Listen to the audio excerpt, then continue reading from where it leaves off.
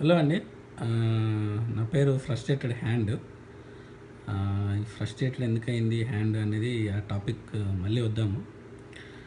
ఈ మధ్య after long time Sunkara తర్వాత మళ్ళీ ఇంకేం అసలు ఏం వీడియోస్ రావట్లేదు అనే టైంలో ఒక ఎన్ఆర్ఐ పాప వచ్చి ఫింగరింగ్ చేసింది. ఏం చేసింది అంటే పెద్ద కష్టపడుతున్నట్టుగా ఏదో జరిగిపోతున్నట్టుగా మొత్తం అందరి ఎన్ఆర్ఐల ఒపీనియన్, స్టూడెంట్ ఒపీనియన్ తనదే అన్నట్టుగా చెప్పడానికి ఏదో ట్రై చేసింది. సో బగ్స్ కుడుతున్నాయి అనండి ఆ పాప.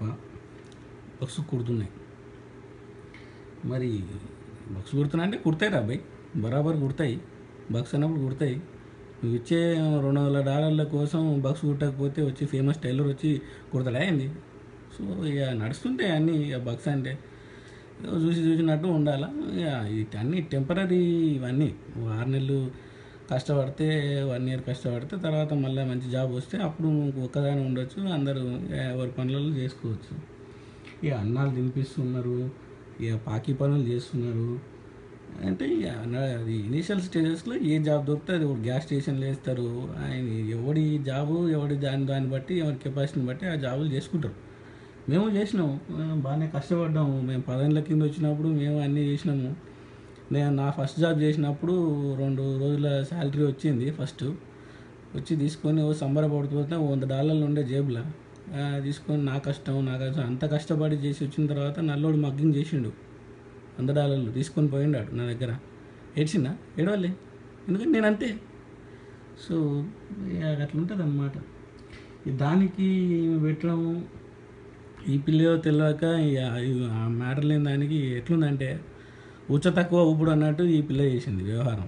దానికి మళ్ళీ ఇది ఓడొచ్చి అమీర్పేట నుంచి ఓ రిప్లై పెట్టిండు, అట్లా అనకూడదు అమీర్పేట ఎందుకన్నావని. తర్వాత ఇంకోటి కౌంటర్ వచ్చి అట్లా కాదు అని, ఇంకా నువ్వు ఫ్రస్ట్రేట్ అయితే అట్లా వీడియో పెడతామని కూడా అన్నాడు. ఇంకోటి వచ్చేసి ముసుగేసుకొని ఈ కౌంటర్లు అని చెప్పేసి నా ఫేస్ చూపెట్టానని ఇంకోటి అంటాడు. ఇంకోటి వచ్చి హ్యాండ్ పెట్టిండు. ఇది అంతా ఎట్లుంది తెలుసా? ఇక సాకలు దాని పండ్ల కోసం సన్నాసులు కొట్టినట్టు ఉంది. గట్టినే అనిపిస్తుంది నాకైతే ఇవన్నీ వీడియోలు చూస్తుంటే. అందుకే ఇంక నేను అందరికీ కలిపి చెప్పేది ఏంటంటే ఈ వీడియో అనేటువంటిది లైట్ తీసుకోరు, ఇట్లాంటి వీడియోస్ అన్నీ. సో మీరు వాళ్ళ పనులు కాలిఫోర్నియాలో నువ్వు యూనివర్సిటీ పేర్లు గట్లాంటివన్నీ మెన్షన్ చేయకు. నువ్వు అనవసరంగా ఎక్స్ట్రా ఇన్ఫర్మేషన్ ఇస్తున్నావు. వీడు ఉన్న ప్రాబ్లమ్స్తోనే జనాలు చచ్చిపోతుంటే ట్రంప్ వచ్చిండు H1కి ప్రాబ్లం అవుతుంది అది అంటే ఇంకా నువ్వు ఎక్కువ భయాలు వెళ్తున్నట్టుంది. కాబట్టి ఇట్లాంటివి ఏం చేయకూడదు. మీరు మంచిగా హ్యాండ్ యూజ్ చేసుకోండి. టైం వస్తుంది అందరికీ, నాకు కూడా వస్తుంది. అప్పటి వరకు హ్యాండ్ స్ట్రాంగ్గా ఉండాలి. అంటే మీకు మంచిది, మాకు మంచిది. ఓకేనా? చలో మరి, బాయ్, జై హింద్.